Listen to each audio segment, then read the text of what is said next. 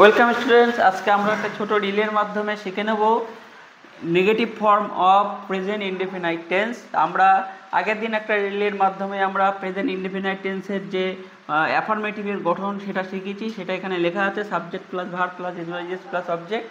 এই নেগেটিভ ফর্মের যে গঠন হচ্ছে সাবজেক্ট প্লাস ডু বা does plus not plus V1 plus object. এখানে ডু বা ডাজ কেন হলো, তার একটা সঠিক নিয়ম হচ্ছে আমাদের কোনো বাক্যকে নেগেটিভ করতে হলে আমাকে একটা অক্সিলারি ভার্ব দরকার, তার পাশেই নট বসবে। নট একা বাক্যের মধ্যে বসতে পারে না। তাহলে আমার যেহেতু এই বাক্যে এখানে কোনো অক্সিলারি ভার্ব ছিল না, অক্সিলারি ভার্ব কোনগুলো এখানে লেখা আছে দেখে নাও। Am, is, are, was, are, has, have, had, shall, should, may, might, can, could, will, would, do, need, dare.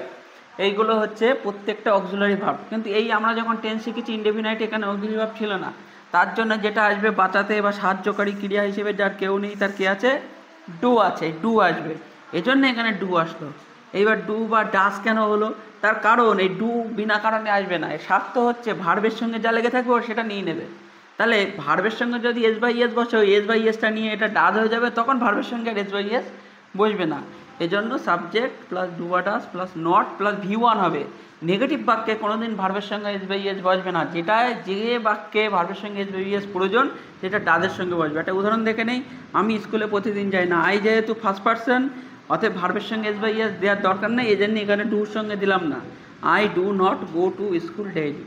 আশা করি বুঝলাম। এটা ডিটেলসে আমাদের মূল যে চ্যানেলের যে মেন ভিডিওটা আছে, তাতে তোমরা আরও এলাবোরেটলি বোঝানো আছে, এটা দেখে নিও।